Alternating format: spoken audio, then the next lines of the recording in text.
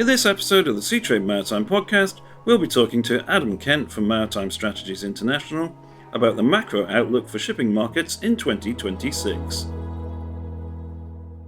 Welcome back to the podcast, Adam, and if you could just set the scene for our listeners, please. Hi, Marcus. Thank you for inviting us back for the 6-month update. Yeah, I think since we last spoke back in the middle of 2025, things in the shipping markets have continued probably in the same vein as they did during the first half of 2025. That is, a heightened degree of uncertainty and a degree of market volatility. I think if we sort of drill down on the global economy, I think it was probably actually more resilient last year than we and most others had probably expected. And we actually had to increase our forecasts for global growth in 2025 to 2.7% from 2.4% midway through last year. And we've also had to push up 2026 marginally to 2.6% year-on-year GDP growth. I think if we look at the US economy, we expect it to maintain a similar pace to expansion in 2026 as it did in 2025 at just over 2% growth. Of course, the impact of trade policy uncertainty has had an impact on the drivers of growth. But at the headline level, some of this has been offset by spending on data centers and the AI economy, with also fiscal policy also likely to support GDP growth during this year. I think China's economy has lost some of the momentum it gained during the first half of 2025, but is still on track to meet the government's sort of 5% growth target for the year. And like the US, the Chinese economy has been more resilient during 2025 than we expected it, especially given views of the market during the sort of peak trade tensions with the US in the first half of 2025. But the Chinese consumer and property sectors, I would say, remain in the same poor health now as when we started 2025. So that's something to be mindful of as we move into 2026 and beyond.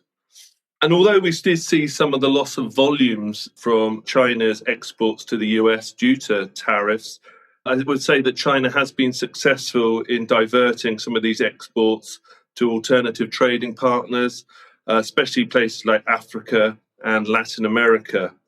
In contrast to China and the US, I would say growth in Europe remained weak during 2025 and will do so in 2026, with the industrial sector remaining under pressure alongside some weakening labour markets. If we're looking for bright spots, India remains sort of the brightest of them all, I would say, with growth around 6% last year. And a number of the Southeast Asian economies have performed well during 2025. Malaysia, Vietnam, Indonesia are sort of countries to mention of note. So I think if we start looking more from a shipping macro perspective, cargo growth last year was actually the lowest it's been since 2022 at around 1.8% seaborne cargo growth, whereas the fleet grew by 4%. But as ever, increasing ton miles and further fleet inefficiencies have continued to support the markets more than the sort of headline fundamentals would naturally suggest. During the first half of 2025, tariffs were, of course, the big news.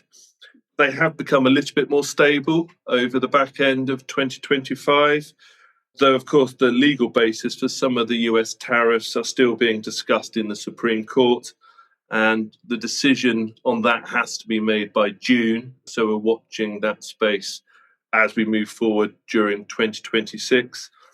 Most countries are now dealing with reciprocal tariffs of around 10 to 20%, and China is facing the sort of pre-2025 tariffs plus an additional 20% on top of that, which is down from around 30% in Q3. So things aren't as bad as perhaps they did look when we spoke just over 6 months ago.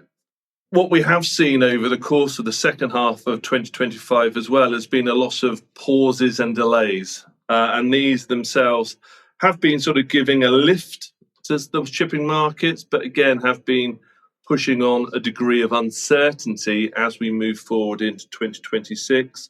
Of course, we had the USTR 301, which in November we saw the year-long pause to port fees and tariffs and the reciprocal Chinese tariffs. So we're sort of waiting to see how that one pans out. The IMO, the MEPC meeting in October, pushed back the adoption of the net zero framework for another year. So again, another pause, which again is impacting, I think, the markets and certainly contracting behaviour during 2026. And of course, we've also seen the pause in attacks from the Houthis on the Red Sea, with the ceasefire continuing to hold. And we are now starting to see a few more vessels going through the Red Sea and the Suez Canal, and certainly a lot more owners talking about sending their vessels back through the Red Sea over the course of this year. Generally, for time charter rates, I would say we saw them soften during 2025 versus 2024. Containers continues to defy gravity, and we're still seeing high levels for container TC rates. Tankers have also benefited over the course of the second half of last year, with a lot more oil now on the water. And as we move into 2026, we do expect to see same sorts of volumes of seaborne cargo trade, around 2%, world fleet growth at around 4%. So there will be fundamental pressures on the fundamental side, especially if we start seeing more vessels going back through the Red Sea and the Suez Canal, which will sort of increase the efficiency of the fleet to a degree which will have to have an impact on time charter rates. So we're coming into 2026 with a lot of the same reoccurring themes, but a lot of them continue to move, and we keep a watchful eye here at MSI on how these will impact the fundamentals and structural changes within the markets as we go on into 2026 and beyond. Thank you, Adam. There's a sort of theme there, almost of like disruption, defying the fundamentals a little bit, and whether that will continue going into 2026. Thank you for listening to the Seatrade Maritime Podcast, and we look forward to joining you on our next episode.